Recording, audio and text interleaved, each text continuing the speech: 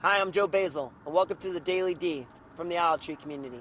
The Daily D is a 5 to 10 minute daily devotional. It's an opportunity for you to encounter God on a daily basis. If you want to check out the Daily D, simply go to MySpace, Facebook, GodTube, or YouTube and search out the Olive Tree community. Before we begin the Daily D, you're going to have three things ready. One, you're going to have a Bible, preferably a study Bible, so you can have your questions answered when you're doing the Daily D on your own. Two, you want to have an open mind. Try not to think about all the things you've ever heard about God or been taught about God, but let the passage speak for itself to you today. Three, you want to have a soft heart. Before you begin this video, say a short prayer and ask God to reveal himself to you, and I'm confident he'll do just that. If you seek him, you'll find him. Today in the Daily D, we're continuing on in John. John chapter 4, verse 43. Now when we're reading this together, you want to ask yourself three questions. What is God like here in this passage?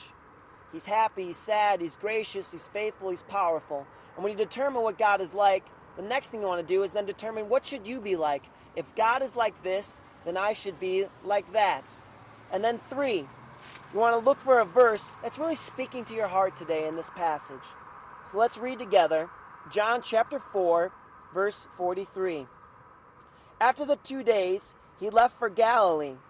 After what 2 days? You should always ask yourself that. This is a historical account. And you should be asking yourself, what 2 days are they talking about?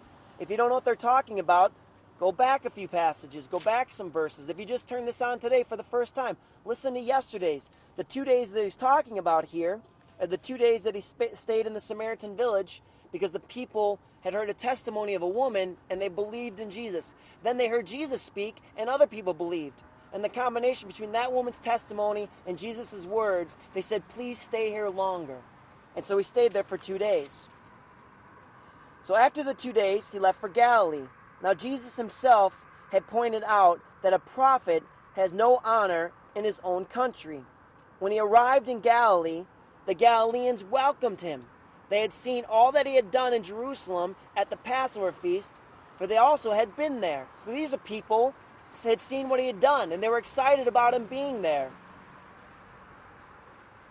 So going on, so they welcomed him at the Passover feast.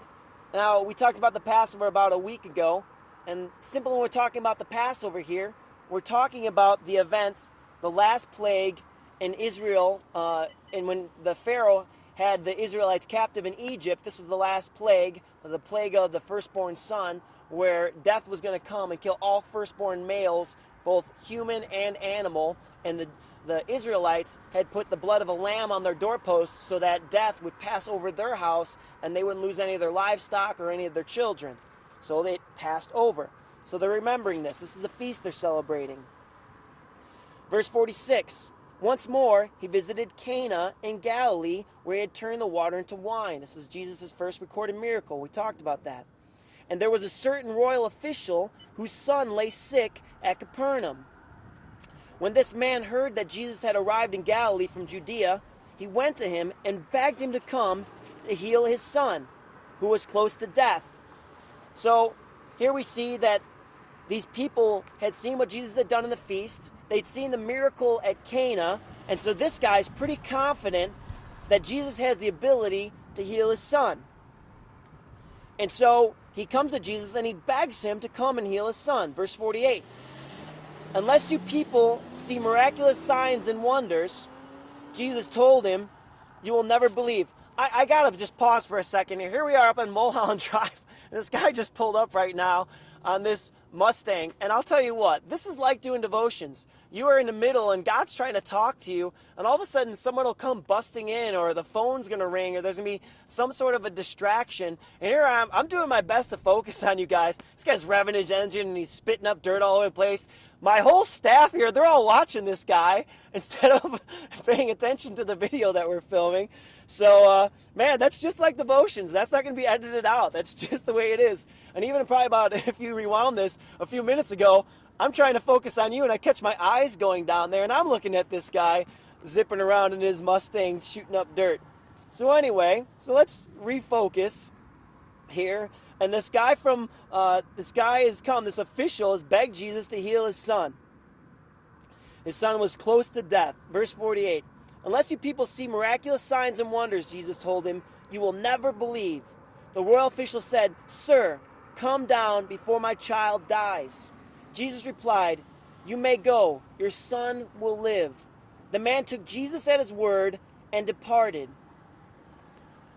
Wow, that is not me. That is not us. We don't take Jesus at his word so much. There are things that we hear in God's word on a regular basis, promises that God makes to us, and it's still not good. And Jesus says, unless you see miraculous signs, you won't believe. That's still you and I today. That's no different than them. Maybe Jesus isn't here and he's not raising the dead or healing the sick right here in front of you, but he still does do that. But for most of you, you're not even looking for that. But you're looking for a sign. Even though you might read very clearly in God's word that he's making a promise to you. But you're like, well, if a car drives up and it has a pink fish on it, or if I see something written in the sky, or if the lights go out right now, or if this person I'm going to talk to, they say this, then I'll believe.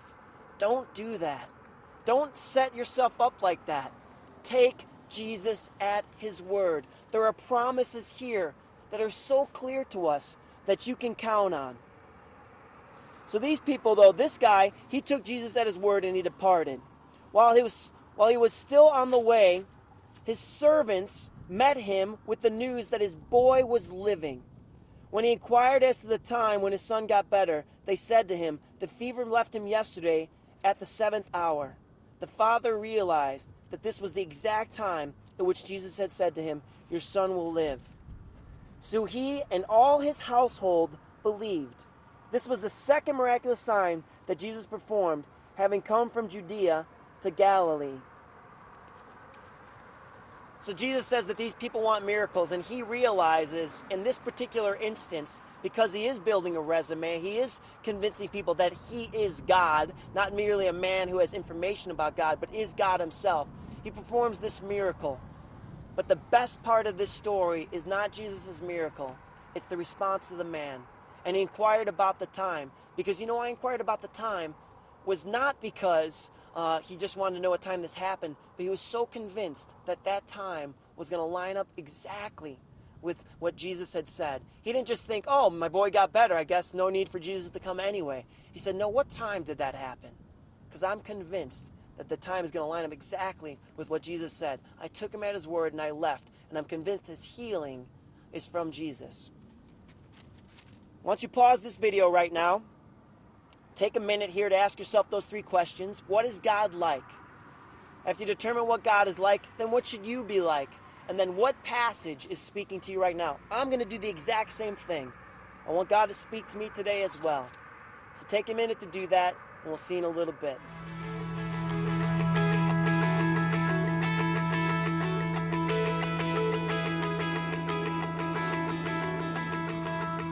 Welcome back.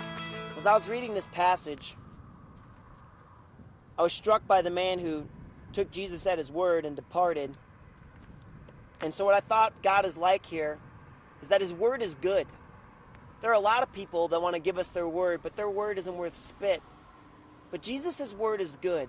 And what's interesting is that the man not only took Jesus at his word, but he departed. He was so convinced that what Jesus said would happen that he left. He didn't feel he needed to stay around and talk about it with him some more. He didn't say, are you sure, Jesus? Because I'm not really feeling that confident about it. I'm going to hang out here for a little bit and talk with you a little bit more. He said, good.